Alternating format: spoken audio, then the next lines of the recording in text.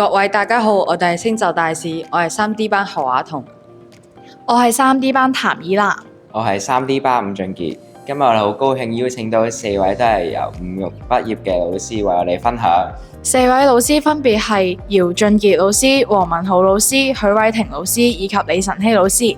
李晨曦老師依家擔任緊實習老師。不如先請4位老師簡單介紹下自己。大家好，我係姚俊傑老師。咁我喺伍育就2010年畢業啦。咁畢業之後就去咗香港科技大學嗰邊讀物理。咁而家都係喺伍育度教物理嘅。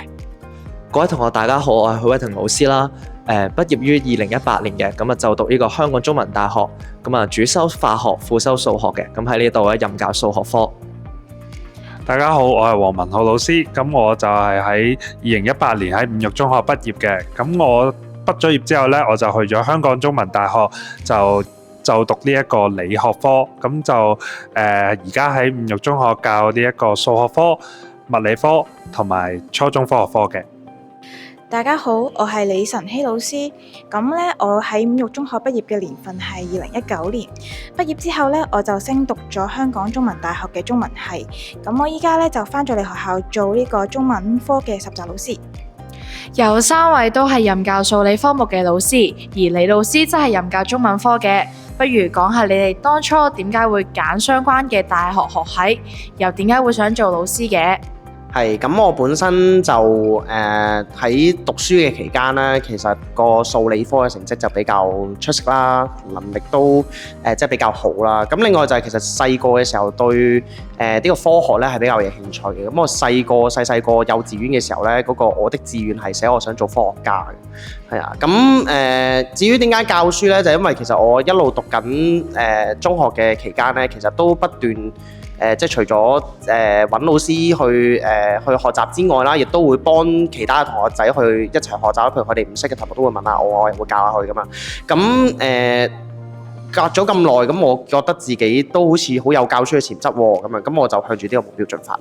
咁點解我會想做老師？其實一個原因就係關於我嘅科任老師啦。其實佢可能好多時候都會有唔同嘅匯報嘅活動啊，咁引致到我會喺台上或者喺同學仔面前就去匯報一啲情況，咁啊匯報啲學術嘅嘢。咁所以引致到我都會好想會唔會利用呢個經驗咧，去到時候幫助我將來去作為我嘅工作嘅內容之一啦。咁所以我就揀咗老師呢一個工作啦。咁我咧喺揀科嘅時候咧，中三嘅時候就即係同許 Sir 唔同啦。咁我就各科嘅成績都平均少少嘅。咁就嗰陣時我就糾結得都耐嘅，係啦，究竟揀文科定揀理科咧？咁最尾咧我就問咗唔同老師嘅意見啦，問佢哋攞咗本教科書望一望，睇下個課程啦。咁最尾都係覺得好似理科同我即係預期似少少喎。咁所以最尾我都係揀咗理科做呢一個我最尾嘅選項啦。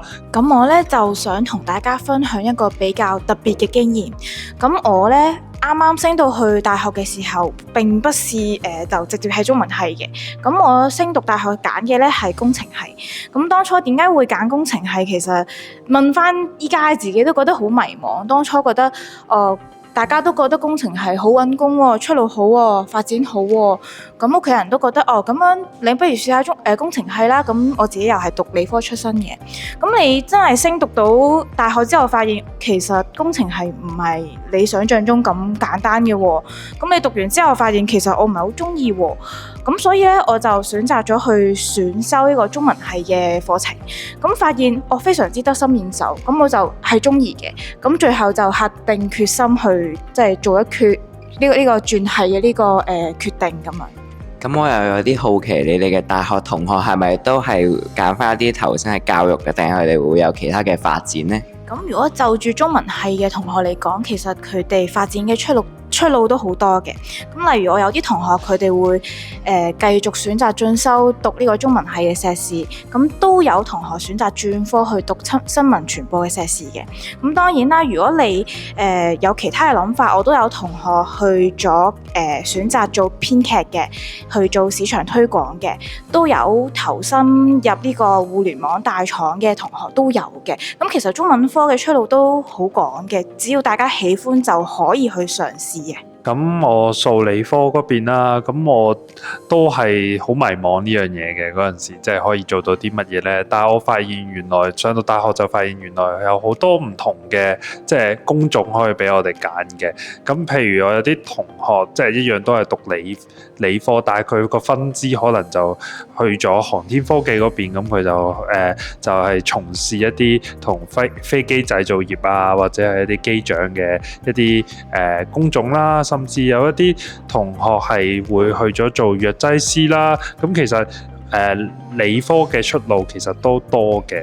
咁我身邊嘅同學啦，咁當然都有投身呢個教育學界嘅，咁亦都有同學咧會去一啲初創嘅公司啦、科研嘅公司去幫手啦，去做一啲去實驗啦。因為始終我哋化學系嘅同學可能都會做一啲lab test 跟住然後去做一啲 testing 嘅嘢啦。